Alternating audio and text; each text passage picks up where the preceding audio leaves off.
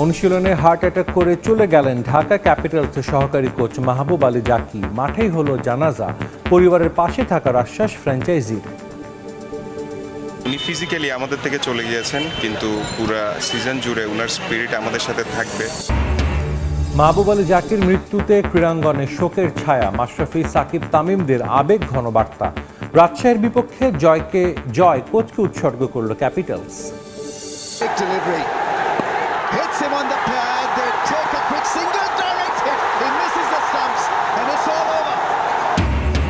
শেষ বলের রোমাঞ্চে নোয়াখালীকে হারিয়ে বিপিএলে টানা দ্বিতীয় জয় সিলেট টাইটান্সের।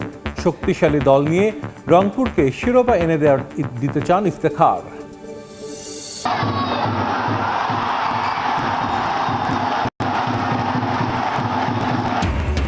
জোড়া গোল করেও দলকে জেতাতে পারেন না বসুন্ধরা কিংসের সঙ্গে 2-2 গোলে ড্র আবাহনীর। রহমতগঞ্জের বিপক্ষে পয়েন্ট হারালো মোহামেডান। এবং ইপিএলে ফেভারিটদের জয়কার। ব্রাইটনকে 2-1 গোলে হারালো আর্সেনাল। নটিংহ্যামের বিপক্ষে সহজ জয় ম্যান সিটির। রোনালদোর জোড়া গোলে জিতল আল নাসের। বিপিএল উৎসব ছাপিয়ে নেমে এলো শোকের ছায়া।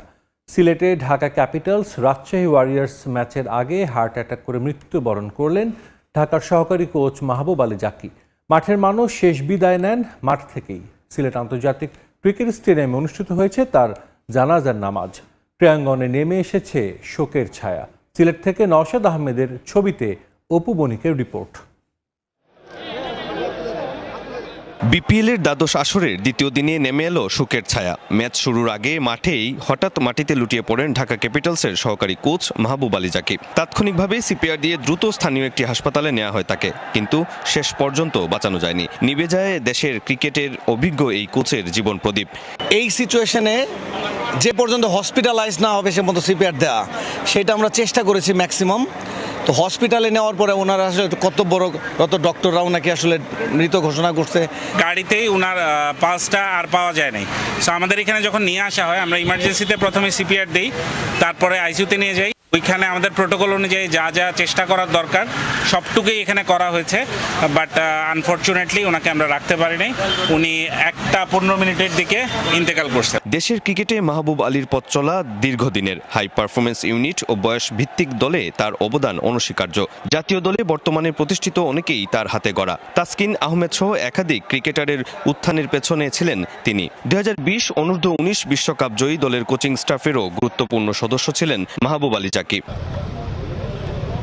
খবর শুনেই হাসপাতালে ছুটে যান তার শিষ্যরা। হাসান মাহমুদ, শরীফুলরা যেন এক মুহূর্তেই হোটেলে থাকতে পারেননি। বিসিবি সভাপতি আমিনুল ইসলাম বুলবুল ও পরিচালক নাজমুল আবেদিন ফাহিমও যান হাসপাতালে। মাঠের মানুষ মাঠেই বিদায়। মাঠেই অনুষ্ঠিত হয় মাহবুব আলীর জানাজার নামাজ। বিপিএলে কাজ করার সুযোগ পেলেও নিজ চোখে দলের প্রথম ম্যাচ আর দেখা হলো না তার। শেষবার যখন আনা হলো সিলেট স্টেডিয়ামে, তখন পুরো মাঠ জুড়ে শোকের ছায়া। মুশফিক, মিরাজরা হয়ে যান আবেগতাড়িত। সবার চোখের জলে সিলেট থেকে শেষ বিদায় নেন এই কোচ। মাহবুব আলীর জাকির পরিবারের পাশে দাঁড়িয়েছে ঢাকা ক্যাপিটালস। উনি ফিজিক্যালি আমাদের থেকে চলে গিয়েছেন, কিন্তু পুরা সিজন জুড়ে উনার স্পিরিট আমাদের সাথে থাকবে। ইভেন আমাদের প্ল্যান আছে উনার বাচ্চা কাচ্চা যাদের আছে তাদের এডুকেশন ফ্যাসিলিটিটা আমরা যাতে সারা জীবন বহন করতে পারি, সেরকম আমরা একটা ডিসিশন নিয়েছি। আর যেটা রেনুমারেশন আছে সেটা থেকেও বাড়তি বেশ কিছু দিয়ে, যদিও ফিনান্সিয়ালি কখনো এই লসটাকে আমরা কভার করতে পারবো না। রোববার কুমিল্লায় নিয়ে যাওয়া হবে মাহবুব আলীর মরদেহ। সেখানে অনুষ্ঠিত হবে দ্বিতীয় জানাজা। কোচ মাহবুব আলী জাকির হঠাৎ মৃত্যুতে শোকে স্তব্ধ দেশের ক্রিকেট আঙ্গন। সাকিব আল হাসান থেকে শুরু করে তামিম ইকবাল, মুশফিক, তাসকিন, মাশরাফি, রিয়াদ সবাই শোক প্রকাশ করেছেন। মাশরাফির চোখে দেশের অন্যতম সেরা পেস বোলিং কোচ জাকি। তার এমন মৃত্যুতে ধাক্কা খেয়েছে তার দল ঢাকা ক্যাপিটালস। জাকির পরিবারের পাশে থাকার আশ্বাস রাজশাহী অধিনায়ক নাজমুল হোসেন শান্তর। সারা জীবন ক্রিকেটের সঙ্গে থাকার উদাহরণ মনে হয় একই বলে। সেই ছোট্টবেলায় হয়েছে ক্রিকেটের সঙ্গে সন্ধি। মাহবুব আলী জাকি জীবনের শেষ মুহূর্তটাও কাটিয়েছেন এই ক্রিকেটের সঙ্গেই। নিজ দল ঢাকা ক্যাপিটালসের প্রথম ম্যাচের দিনে মাঠে নামার আগে দলকে করিয়েছেন অনুশীলন। জয়ও পেয়েছে ঢাকা ক্যাপিটালস, কিন্তু দেখার ভাগ্য হয়নি সহকারী কোচের। তার হঠাৎ মৃত্যু শোকে স্তব্ধ পুরো দেশের ক্রিকেটাঙ্গন। বিপিএল এর আরও খবর, শোককে শক্তিতে পরিণত করে বিপিএল অভিযান জয় দিয়ে শুরু করলো ঢাকা ক্যাপিটালস। নিজেদের দ্বিতীয় ম্যাচে জয় পেল না রাজশাহী ওয়ারিয়র্স। টস হেরে ব্যাট করতে নেমে ইমাদ ওয়াসিমের নিয়ন্ত্রিত বোলিংয়ে 8 উইকেট হারিয়ে 132 রান সংগ্রহ করে পদ্মাপাড়ের দলটি। জবাবে 5 উইকেট হাতে রেখে জয় তুলে নেয় ঢাকা। এই জয় প্রয়াত কোচ মাহবুব আলী জাকিকে উৎসর্গ করেছে ক্যাপিটালস। বিপিএলে নিজেদের প্রথম ম্যাচ জয়ের জন্য মাঠে নামতে প্রস্তুত ঢাকা ক্যাপিটালস। কয়েক মিনিটের অপেক্ষা, তার মধ্যেই যে শোকের কালো মেঘ ভর করে ক্যাপিটালস শিবিরে। কে জানতো বিগ মিশন শুরুর আগেই এমন একটা ধাক্কা খেতে হবে ক্যাপিটালসকে। বিপিএলে নিজেদের প্রথম ম্যাচের আগেই দুঃসংবাদ হয়ে এলো সহকারী কোচ মাহবুব আলী জাকির মৃত্যুর খবর। কিন্তু জাকির শিষ্যরা শোককে পরিণত করলো শক্তিতে। এর পরের গল্পটা লিখলো জয় দিয়ে। আসরের প্রথম ম্যাচে টস জিতে বোলিংয়ের সিদ্ধান্ত নেয় ঢাকা ক্যাপিটালস। পদ্মাপাড়ের দলকে ব্যাটিংয়ে পাঠিয়ে শুরুতেই ধাক্কা খায় রাজশাহী। ইমাদ ওয়াসিমের প্রথম বলে স্টাম্পড হয়ে ফেরেন সাহিবজাদা ফারহান। তানজিদ তামিমের সঙ্গে জুটি গড়ে ধাক্কা সামাল দিতে নামেন নাজমুল হোসেন শান্ত। তবে 20 রান করে নাসির হোসেনের বলে কাটা পড়েন তানজিদ তামিম। পরের ওভারে টানা 2 বলে 4 ছক্কা হাঁকিয়ে পাওয়ার প্লেতে 52 রান তোলে রাজশাহী।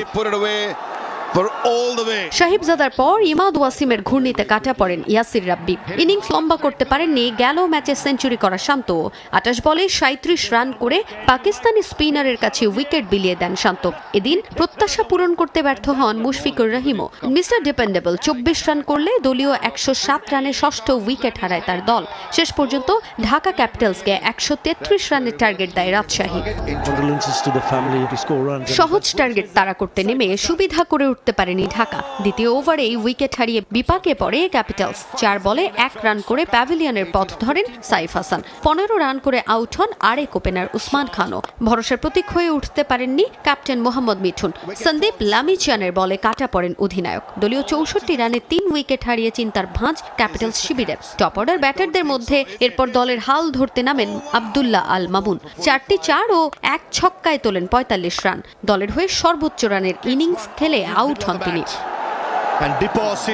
বল হাতে 2 উইকেট নিলেও ব্যাটিংয়ে আস্থার প্রতিদান দিতে পারেননি নাসির হোসেন। 22 বলে 19 রানের ইনিংস খেলে প্যাভিলিয়নের পথ ধরেন তিনি। এরপর ম্যাচের শেষ দিকে সাব্বির রহমান 10 বলে 21 রানের ঝোড়ো ইনিংস খেলেন। শামীম পাটোয়ারির সঙ্গে জুটি গড়ে 5 উইকেট হারিয়ে 134 রান করে জয় তুলে নেয় ঢাকা ক্যাপিটালস।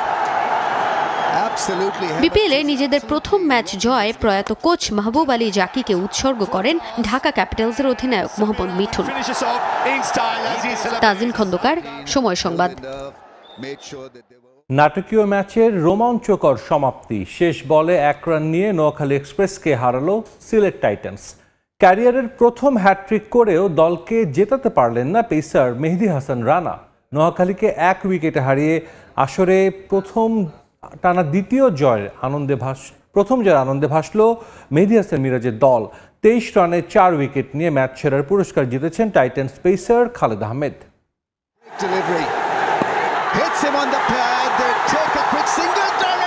ক্ষণে ক্ষণে রং বদলানো ম্যাচ, এই বুঝি জিতে যায় নোয়াখালী। আবার পরের বলে এগিয়ে সিলেট।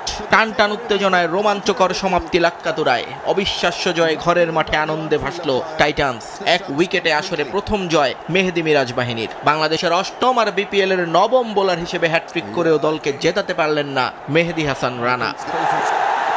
দিনের দ্বিতীয় ম্যাচে টস হেরে ব্যাট করতে নামে নোয়াখালী এক্সপ্রেস। শুরুটা হয় দুঃস্বপ্নের মতো। মোহাম্মদ আমিরের প্রথম বলেই ফিরে যান মাত সাদাকাত। পরের ওভারে খালেদের বলে কট বিহাইন্ড হাবিবুর রহমান সোহান। একই ওভারে লেগ বিফোরের ফাঁদে পড়েন Pakistani recruit Haidar Ali. Double wicket maiden দিয়ে শুরু খালেদের।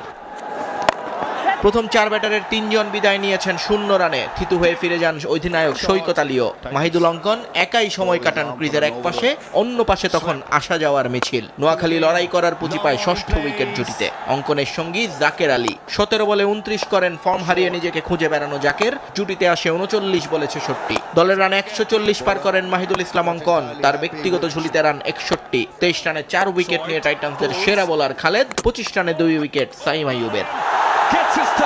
রান তারা করতে নেমে শুরুটা ভালো হয়নি স্বাগতিকদেরও। ঘরের মাঠে টানা হারের শঙ্কায় সিলেট। সাইমের পর বিদায় রনি তালুকদারের। 2-4 মেরে থেমে যান জাকির। 34 রানে বিদায় 3 ব্যাটারের। দলকে কক্ষপথে ফিরিয়েছেন পারভেজ ইমন, সঙ্গী ছিলেন মেহেদী মিরাজ। তাদের পাল্টা আক্রমণে দিশেহারা হয়ে পড়ে নোয়াখালীর বোলিং লাইন আপ। 36 বলে টানা দ্বিতীয় 50 করেন ইমন। জহিরের বলে বোল্ড হওয়ার আগে তাদের জুটি থেকে আসে 83 রান। সাদামাটা সমাপ্তির দিকে হাঁটতে থাকা ম্যাচটায় রং লাগে তখন থেকেই। এক ওভারে টানা 3 বলে মিরাজ, নাসুম এবং খালেদকে ফিরিয়ে দেন রানা। হ্যাটট্রিক করে জমিয়ে তোলেন ম্যাচ। 19 নম্বর ওভারে হাসান দেন মাত্র 6 রান। শেষ ওভারে হিসেবটা দাঁড়ায় 6 বলে 13। শেষের শুরুটা হয় দারুণ। প্রথম 2 বল ডট সাব্বির হোসেনের, কিন্তু এরপরই গড়বড়। নো বল আর ফ্রি হিটে 7 রান হজম করেন 1 বলে। সমীকরণ সহজ হয় সিলেটের। পরের বলে ব্রুকস রান আউট হয়ে গেলে হিসেব দাঁড়ায় 1 বলে 2, কিন্তু তখনই একটা ওয়াইড দিয়ে রান বলের হিসেবটা সমান করে দেন সাব্বির। শেষ বলে লেগ বিফোরের পাপিল পাত্তাই দেননি আম্পায়ার। ফলশ্রুতে ডিরেক্ট ছুটাও লাগেনি স্ট্যাম্পে। জয়ের আনন্দে মাতে সিলেট টাইটান্স।